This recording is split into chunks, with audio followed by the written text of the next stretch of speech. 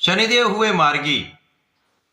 प्रिय दर्शकों, नवग्रहों में न्यायाधीश शनिदेव 28 नवंबर से अपने वर्तमान राशि जहां पर ये गोचर कर रहे हैं मीन राशि में वक्री से मार्गी हो चुके हैं, अर्थात ये एक राशि आगे की ओर गमन करना आरंभ कर चुके हैं।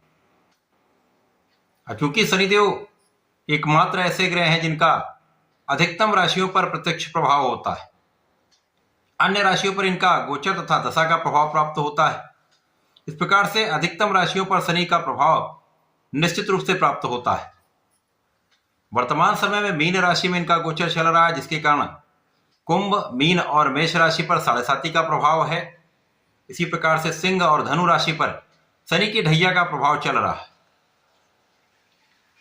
शनिदेव कर्म प्रधान देव है, कर्म फलदाता है। कर्मों के आकलन के पश्चात फल की प्राप्ति कराते हैं। यदि कोई जातक धार्मिक है, न्यायपूर्ण कार्य करता है, माता पिता बड़े घर के परिवार के सदस्यों का आदर करता है, गुरुओं का आदर करता है, ब्राह्मणों का आदर करता है, विद्वानों का आदर करता है, किसी का अपमान नहीं करता, इसी प्रकार से असहायों की सहायता करता है तथा अपने कार्यक्षेत्र में निष्ठा के साथ कार्य करता रहता है, तो ऐसे व्यक्ति को शनिदेव रंक से राजा बना देते। इसके विपरीत आचरण पर शनिदेव कठोरतम दंड भी देते। अब क्योंकि शनिदेव लंबी अवधि के ग्रह हैं, किसी राशि में इनका गोचर काल 2.5 वर्षों का होता है तथा एक चक्र पूरा होने में 30 वर्ष लगते हैं। यद्यपि ये धीमी गति से चलने वाले ग्रह हैं, परंतु इनका विस्तृत प्रभाव समस्त राशि के जातकों को प्रभावित करता है। और ये शनिदेव का मार्गी काल, जब शनिदेव आगे बढ़ रहे हैं, बलवान हो रहे हैं, इनका अंश बल बढ़ रहा है, निश्चित रूप से समस्त राशि के जातकों को प्रभावित भी करेगा, कुछ बड़े लाभ भी दे सकता है। यदि कहीं पर पीड़ित हैं तो समस्या भी दे सकता है। जय श्री गणेश। नमस्कार, मैं आचार्य संजय द्विवेदी। मेरे समस्त प्रबुद्ध दर्शकों का मेरे चैनल पर हार्दिक स्वागत है। प्रिय दर्शकों, आज मैं मीन राशि के लिए शनिदेव के इस मार्गी काल का, इस गोचर काल का किस प्रकार का प्रभाव प्राप्त होगा, इस समय में आपको किन भावों से लाभ मिलेगा, इस समय में आप इस समय का कैसे उपयोग कर पाएंगे, अथवा कहीं पर कोई समस्या या अवरोध है तो उसका क्या निराकरण, संपूर्ण विश्लेषण मैं पूर्ण तर्क के साथ करने जा रहा हूं। प्रिय दर्शकों, इस राशिफल को आप अपने लग्न तथा राशि दोनों के अनुसार देख सकते हैं। अब मीन राशि में ही शनिदेव का गोचर चल रहा है, तो लग्न में शनि है और शनिदेव जिस भाव में होते हैं उस भाव को ये विस्तार दे देते हैं, कई सौ गुना प्रबल कर देते हैं। तो शनिदेव यहां पर लाभ और व्यय के स्वामी होकर लग्न में गोचर कर रहे हैं। इस प्रकार से ये तीनों भाव यहां पर प्रभावित हो रहे हैं। इसके साथ ही साथ शनिदेव की 3 दृष्टियां हैं। शनिदेव की प्रथम दृष्टि का प्रभाव आपके पराक्रम के भाव पर होगा, दूसरी दृष्टि का प्रभाव सप्तम भाव पर होगा, तीसरी दृष्टि का प्रभाव आपके 10वें भाव कार्यक्षेत्र पर होगा। पहली दृष्टि विच्छेदात्मक होती है, कहीं ना कहीं नकारात्मक प्रभाव देती है। तो इस प्रकार से शनिदेव इन 5 भाव पर पूर्ण रूप से आधिपत्य धारण किए हुए हैं। शनिदेव आपके लग्न को प्रबल करेंगे, तो यहां पर आपको कर्मठ बनाएंगे, आपके स्वास्थ्य समस्याओं को कम करेंगे, आपके तनाव को कम करेंगे तथा इस समय शनिदेव जो आपकी क्षमता है, आपकी क्षमता के अनुसार आपको लाभ देने जा रहे हैं। परंतु यहां पर आलस्य भी बढ़ता है, तो आलस्य का त्याग करेंगे तो आप अपना संपूर्ण परिश्रम कर पाएंगे, अपना प्रयास कर पाएंगे। तो इस समय में आपको कर्मठ बने रहना है, अपना संपूर्ण प्रयास करते रहना है। शनिदेव का प्रभाव आपके मानसिक बल को बढ़ाने वाला है, तो यदि इस समय में आप कुछ ठान लेंगे और उसके लिए यदि आप प्रयास करेंगे तो उस चीज में आपको सफलता मिलेगी, उन प्रयासों में आप सफल हो पाएंगे। इसी प्रकार से शनिदेव का प्रभाव इस समय में आपके कार्यक्षेत्र को विस्तार देने का है। शनिदेव आपको कार्यक्षेत्र में आपको प्रबलता देंगे, कार्यक्षेत्र में आपको बलवान बनाएंगे, आपकी योग्यता के अनुसार आपको संपूर्ण फल प्रदान करने जा रहे हैं। इस समय लोगों के साथ सामंजस्य अच्छा रहेगा, कार्यक्षेत्र में उन्नति का योग बन रहा है।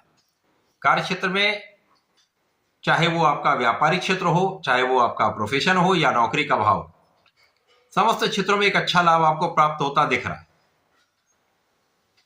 क्योंकि इस समय में शनिदेव लग्न में है और कार्यक्षेत्र पर सीधी सीधी इनकी तीसरी दृष्टि का प्रभाव है, तो कार्यक्षेत्र तो विस्तृत हो रहा है और धन का लाभ भी आपको अच्छा मिलेगा, यहां पर लाभ भी बढ़ेगा, परंतु व्यय भी यहां पर बढ़ते हुए दिख रहे हैं।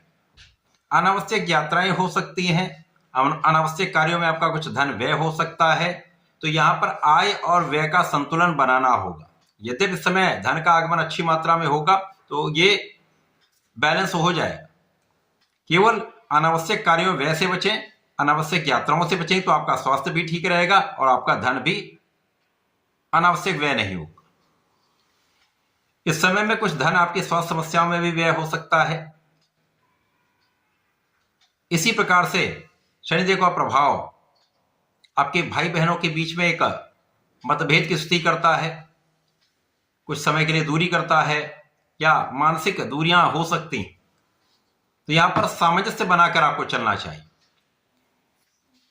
शनिदेव का प्रभाव जीवन साथी के साथ सामंजस्य में वृद्धि करेगा, आपसी प्रेम में वृद्धि करेगा, साझेदारी के भाव में प्रबलता देगा। साझेदारी में यदि आप कुछ कार्य करते हैं, व्यापार करते हैं, किसी प्रोफेशन में हैं, तो एक अच्छा लाभ आपको प्राप्त होता दिख रहा है।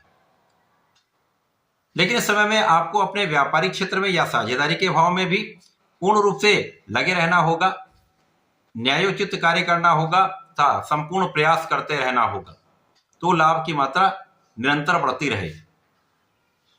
इस समय में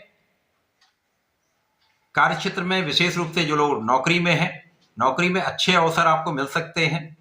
यदि यहां पर आप प्रयास करेंगे तो नौकरी में परिवर्तन हो सकता है, स्थान परिवर्तन हो सकता है, तो एक सकारात्मक परिवर्तन आपके जीवन में होने वाला है।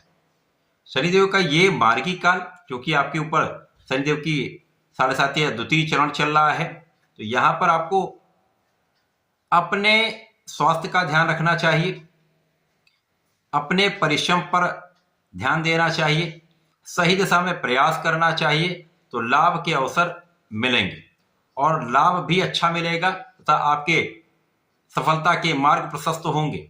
इसी प्रकार से इस समय में अवसरों की सार्थकता के लिए सही दिशा में पूर्ण मानसिक बल के साथ, पूर्ण प्लानिंग के साथ आपको लगे रहना होगा, तो यहां पर आपको सही दिशा में मार्ग मिल पाएगा। यद्यपि इस समय में आपको प्रयास अधिक करना पड़ेगा, परिश्रम अधिक करना पड़ेगा, अब किन्हीं कारणों से आप उतना परिश्रम नहीं कर पाएंगे, लेकिन प्रयास ये आपको करना चाहिए कि अपने को फिट रखें। स्वास्थ्य समस्याएं कम होंगी तो आप परिश्रम कर पाएंगे। तो यहां पर आपको नियमित रूप से भगवान भोलेनाथ की आराधना करनी चाहिए। नमः शिवाय का जप करेंगे तो स्वास्थ्य समस्याएं कम होंगी। प्रत्येक शनिवार को भगवान भोलेनाथ पर जलार्चन करें, चंदन की सुगंधि का अर्पण करें, चंदन का अर्पण करें तथा काले तिल का अर्पण करें तो विशेष लाभ मिलेगा। तथा भगवान गणपति की आराधना करेंगे तो सारे कष्ट दूर होकर लाभ अवश्य प्राप्त होगा। प्रत्येक शनिवार की संध्या के समय ओम शम शनिश्चराय नमः का जप करें, विशेष प्रभाव आपको प्राप्त होंगे, समस्त अवरोध दूर होकर लाभ की प्राप्ति अवश्य हो। तो ऐसा करके इसका उपयोग करें। धन्यवाद, नमस्कार।